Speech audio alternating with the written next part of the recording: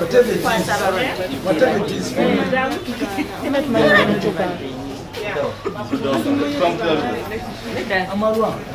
Library.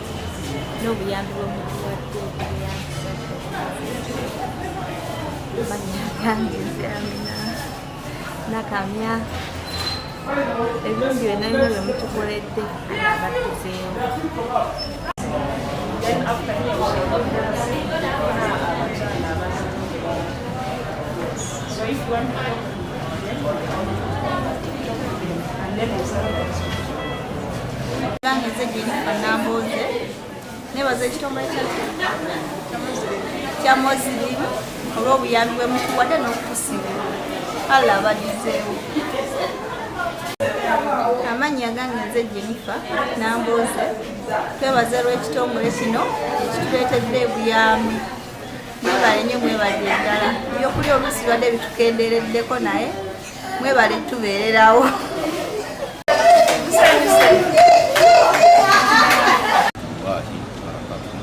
Amanya gange nze Kakoza Fahadi nkola n'ekitongole kya Islamic Circle of Uganda nga nze kubamba directors tusobodde okujja okukyalira ku bannakazadde b'eggwanga oba wakatono akamu ke tulina tusobodde okufuna ne tusobola baleeterako nabo ate era tetukomye wantu jaga tutambula amalwaliro ag'enjawulo kuba guno omundi gwakubiri era nga tubeerawo wano namalaba tugenze tugeetooloola Kirugu wa era ndowooza ne mu Kiteezi mwatulaba twaliyokko so tusobodde okujja okulaba abadde betusobodde okulabako olwaleero tusobodde akulaba abadde abasuka mu 15 n'okusoba naye tetujja kukomaawo tujja kuba tweyongera mu maaso naye tweyanza nnyo Ajati Madina Nsereko asobodde okutwegattako mu kitongole kino kya Islamic Circle of Uganda olunaku olwaleero nasobodde okubaako naffe era natusindikira abantu abamu okutwegattako olukasibanne so era twagala n'abalamu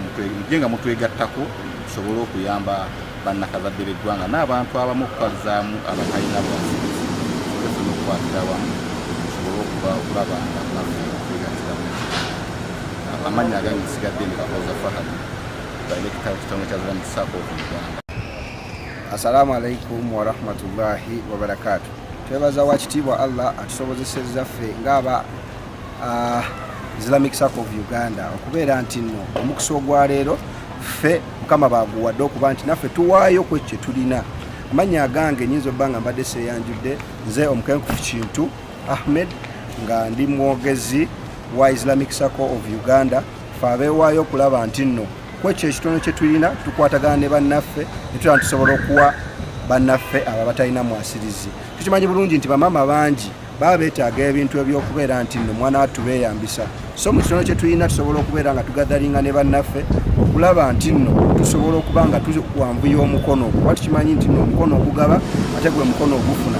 Naawe ali eyo ng'olina ky'olina mwana wattu kiremera tunoonye oba gwe genda eyo naawe ng'osobodde osobole okuba nga naawe ate owa abo batalina mwasirizi, kubanga mwana wattu bamaama be bannakazadde b'eggwanga.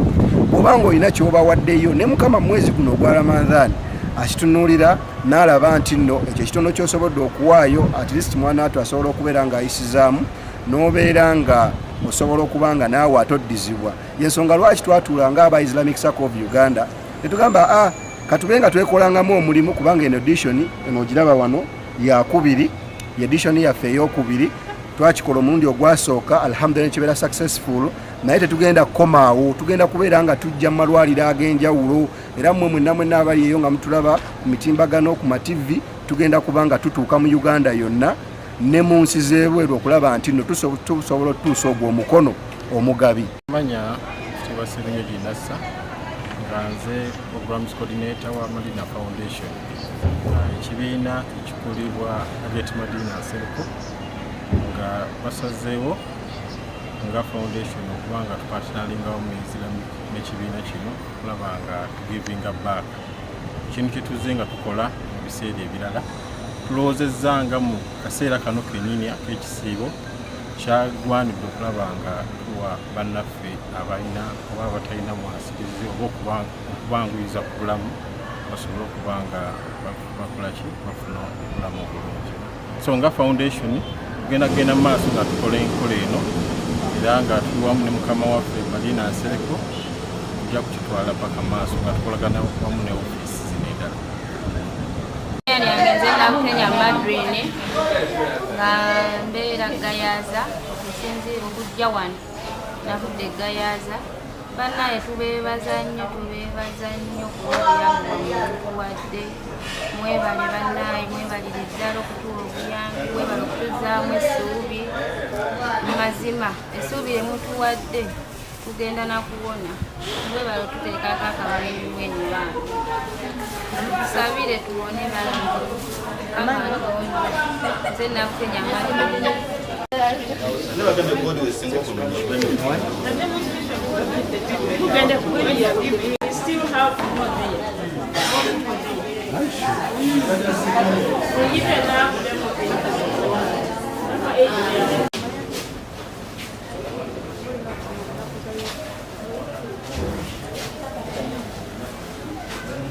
Yeah.